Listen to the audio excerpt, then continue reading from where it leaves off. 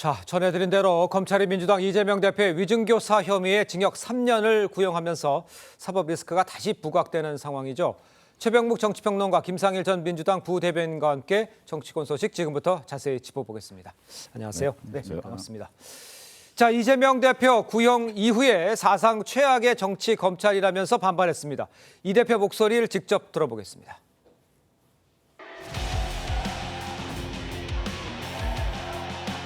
녹취록도 검찰이 편집 조작하고 중요한 증거도 숨기거나 왜곡하고 없는 사실을 만들어서 억지로 만든 사건입니다.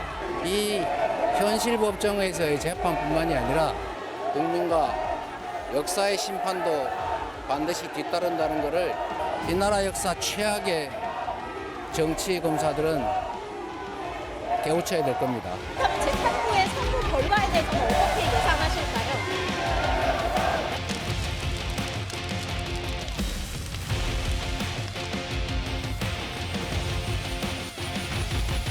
자, 일단요, 검찰이 그 앞서서 선거법 위반의 징역 2년을 구형한 데 이어서 이번 위증교사의 또다시 양형기준상 최고 수준인 징역 3년을 구형을 한 겁니다. 먼저 어떤 의미라고 봐야 됩니까? 저 선거법 허위사실 유포 혐의도 마찬가지고 이번에 위증교사 혐의도 검찰이 얘기하는 것은 감경사유와 가중사유가 있습니다. 그런데 이재명 대표의 경우에는 감경사유는 없다. 그다음에 가중사유는 사실 위증교사죄 같은 경우는 이게 일종의 우리나라에 뭐 사법방해죄가 있는 건 아니지만 사법방해 행위거든요. 결국 재판의 결과를 뒤집기 위한 그 수단 아니겠습니까? 이런 부분에서 매우 중대하다는 것이고 그다음에 이 위증교사 부분에 관해서 반복적으로 이재명 대표가 재판에서 그런 주장을 해왔기 때문에 그런 것이고 그다음에 위증이라는 것이 이제 사건 자체를 은폐하려고 그 상대방인 김모 씨한테 시켰다는 거 아니겠어요? 이런 부분이 매우 중하기 때문에 그 지금 대법원에서 뭐 양형 기준의 최고형이라고 하는 건 선고를 얘기하는 거고 사실 지금 검찰이 얘기하는 건 구형이잖아요. 그렇죠. 구형은 그거보다 훨씬 가중을 할 수가 있거든요. 그리고 검찰의 구형량 있으면 대개 이제 선고량이 그거보다는 그 밑으로 내려오는 게 보통이기 때문에 그래서 이제 검찰이 가중을 해서 징역 3년을 구형했는데 당초 법조계에서는 징역 3년보다 더 뭐 징역 3년 6개월이나 뭐 이렇게 구형할 것이라는 예상도 많았었거든요. 그만큼 이 위증교사 혐의에 대한 이재명 대표의 반발이나 뭐 이런 것 또는 그 어떤 반복적인 그 여러 가지 주장 이런 것들이 전혀 그 설득력을 갖지 못했다는 게 법조계의 일반적인 오히려 견해입니다.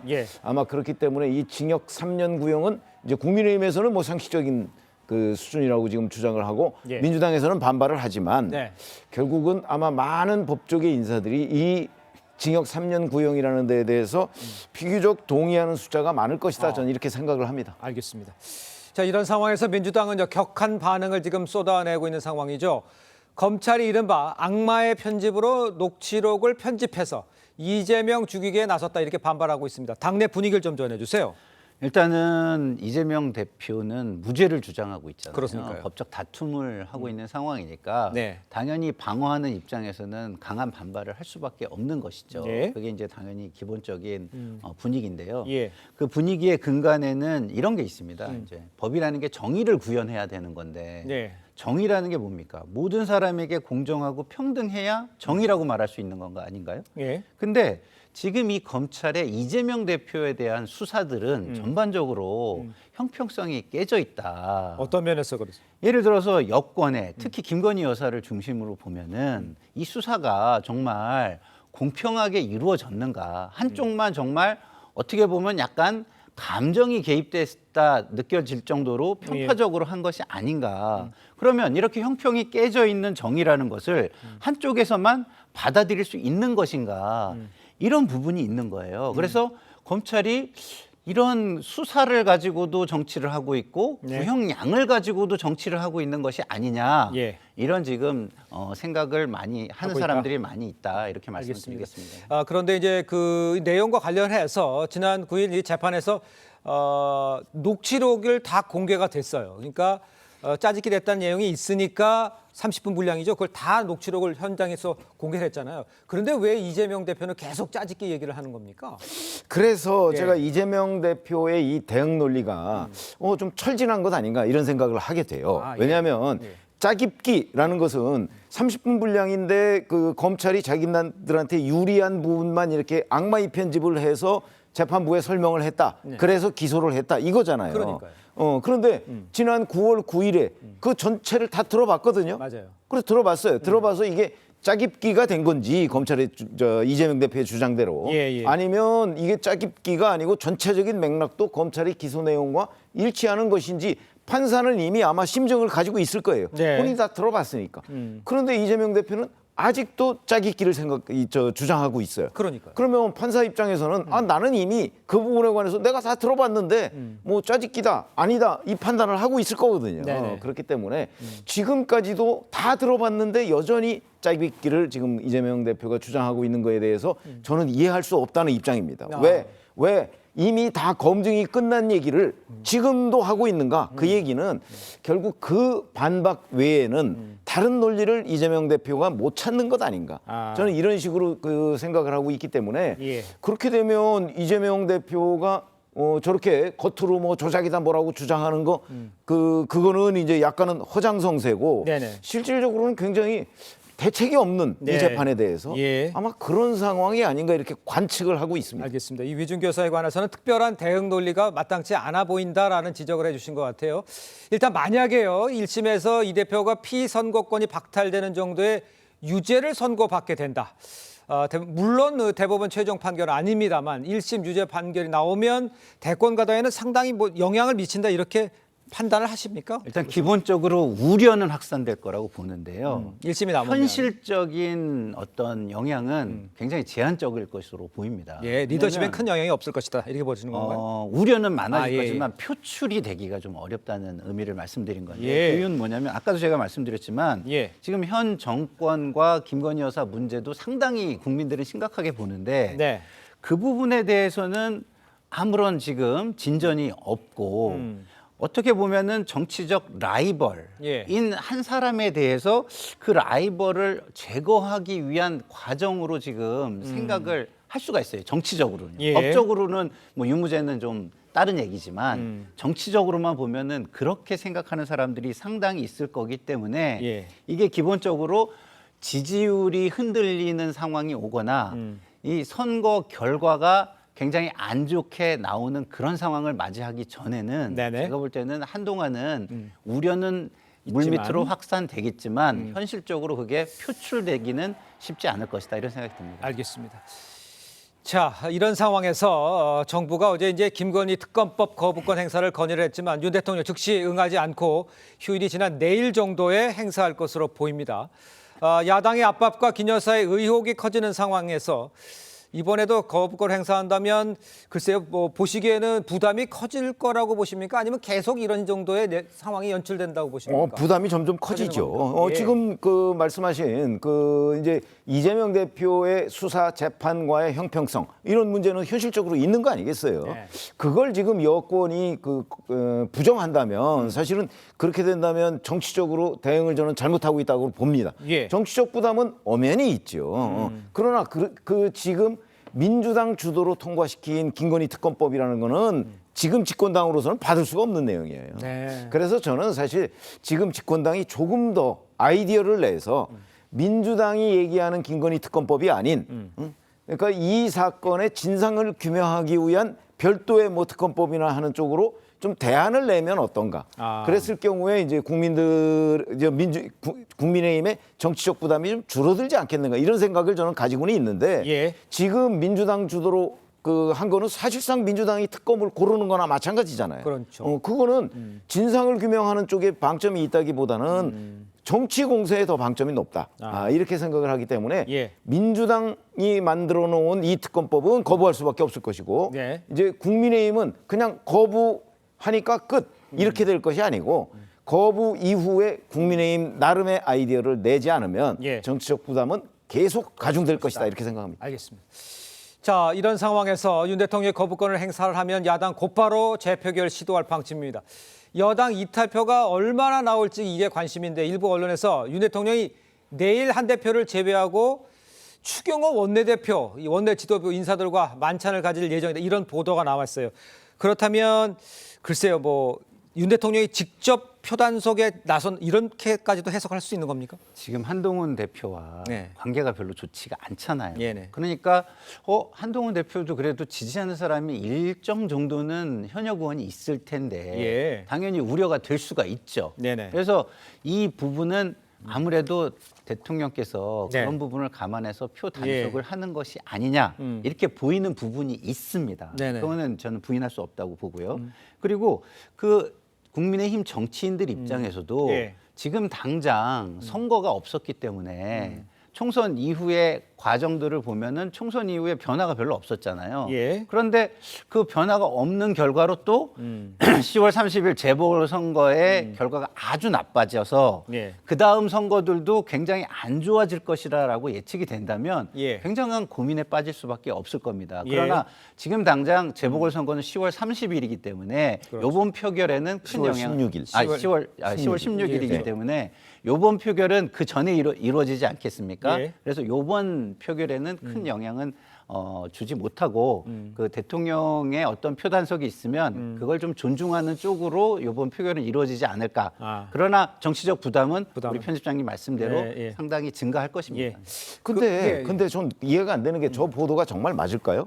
아니, 만약에 원내 지도부만 따로 부르고 한동훈 대표를 제외한다면 한동훈 대표를 지지하는 현역 의원들은 김건희 특검법 재표결에서 찬성해도 좋다. 결국 그 얘기 아니겠어요? 예. 저는 아마 그런 정치적 선택을 대통령실에서 할 수 있을까? 아, 저는 어렵다. 조금 믿어지지 않습니다. 그래서 저는 물음표를 쳐놓겠습니다. 알겠습니다. 저 부분에 대해서는 좀 지켜보도록 하고요. 제가 이렇게 여쭤볼게요. 그러면 지금 아까 말씀하신 대로 지금 뭐 거부권 이렇게 네. 행사해서 풀 수 없는 상황이라면 그렇죠. 뭔가 아까 말씀하신 대로 뭐 김건희 여사의 사과도 있어야 된다는 그런 해결책도 있어야 될 것 네. 같고 그다음에 특검법을 자체적으로 발의하는 것은 어떻겠냐는 제안도 좀 해주셨는데 네. 이 사태를 해결하기 위해서는 국민은 어떤 식으로 풀어야 되겠습니까? 지금.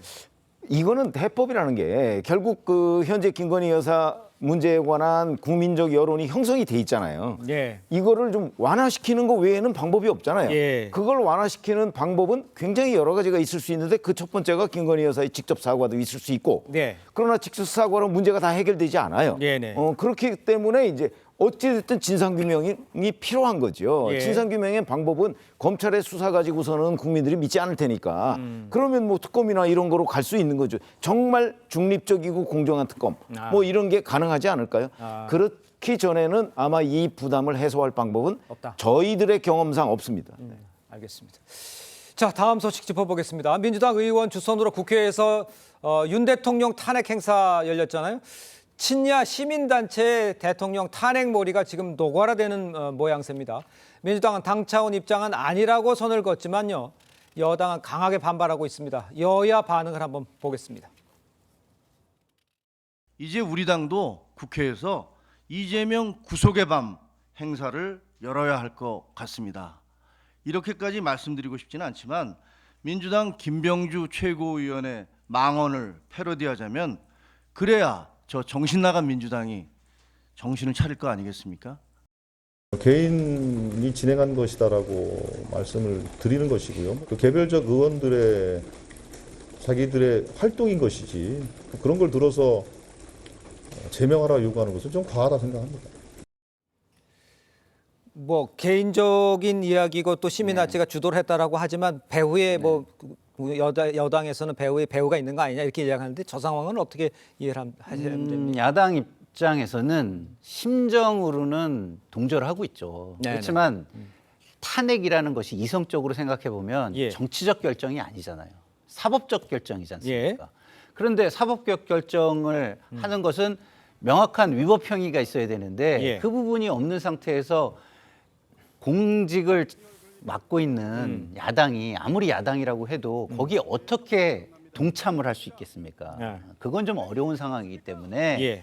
그렇게 하고 있는 마음, 심정적으로는 동조를 하고 있지만 직접적인 참여는 하지 않고 있는 것이죠. 그렇기 때문에 그중에 예. 좀 더 강경한 분들이 감정적으로 그런 일들을 벌이는 것은 있는데 그것을 지도부나 당 전체, 당 차원에서 참여하거나 동조하고 있지는 않다. 그 이렇게 동조하고는 말씀드립니다. 있지 않다지만 예를 들어서 이거 그 좀 뒤를 봐서 빌드업을 하고 있는 거 아니야 이렇게 지적을 하면 뭐라고 답할 수가 있으신가요? 그러니까 어떤 위법 사항이 발견될 때까지 타이밍을 보면서 기다린다라는 예. 표현은 쓸 수 있을 것 같습니다만 예. 위법적인 상황이 발견되지 않는다면 탄핵으로 가기는 현실적으로 어렵고 부메랑이 될 수 있다라는 이성적인 판단은 하고 있다 이렇게 말씀을 드리겠습니다. 그렇지만요, 이 아직까지는 이 민주당에게 개별 의원 차원에서 관련 행사를 지원하는 수준이지만 이재명 대표가 이제 1심 선거가 예정된 11월 이후에 탄핵 집회 참여 범위가 확대될 수 있다 이런 관측도 나오고 있는데 그런 가능성은 어떻게 보세요?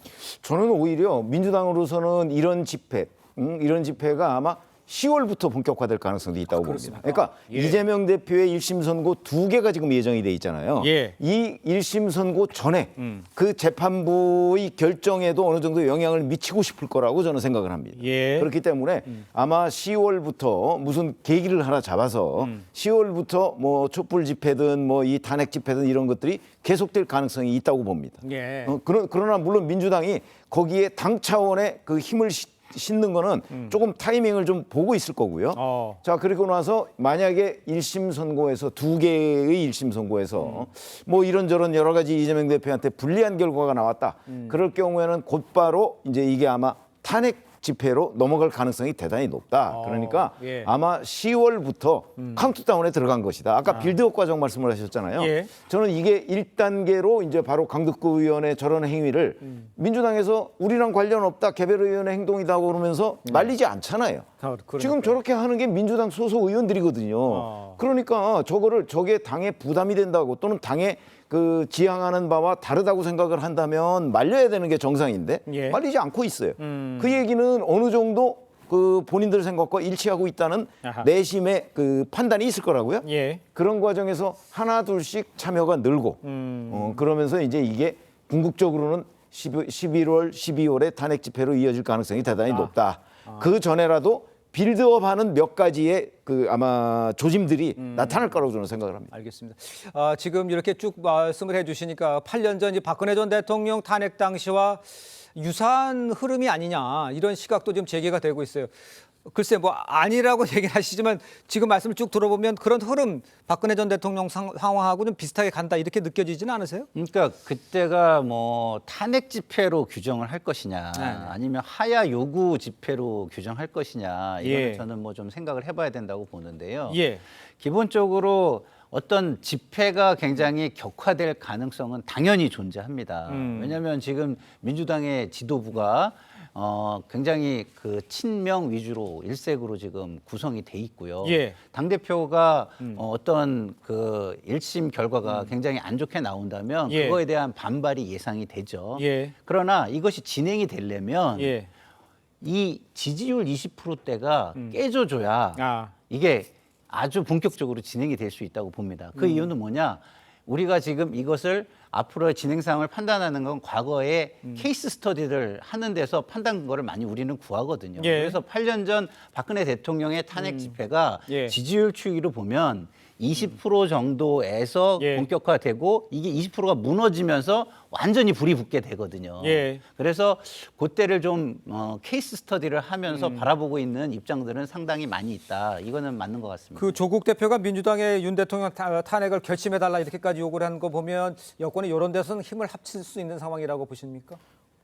당연히 힘을 합치지 않겠습니까? 조국 혁신당에서 탄핵 얘기 나온 지는 벌써 오래됐습니다. 그러니까요. 그러니까 제가 보기에는 조국 혁신당에서 뭔가 그 선창을 하고 네네. 그다음에 민주당이 복창을 하는 형태로 지금 탄핵 빌드업을 하고 있는 과정이다. 그런데 그게 강덕구 의원이 저 탄핵의 밤 저걸 주선했듯이 네네. 조국 혁신당이 먼저 얘기하고 민주당이 그 몇 사람이 몇 현역 의원이 발을 담갔고 이게 이제 점점 더 민주당 전체로 이렇게 확산되는 과정에 있다. 저는 그렇게 봅니다. 알겠습니다. 자, 오늘 두 분 말씀은 여기까지 듣겠습니다. 고맙습니다.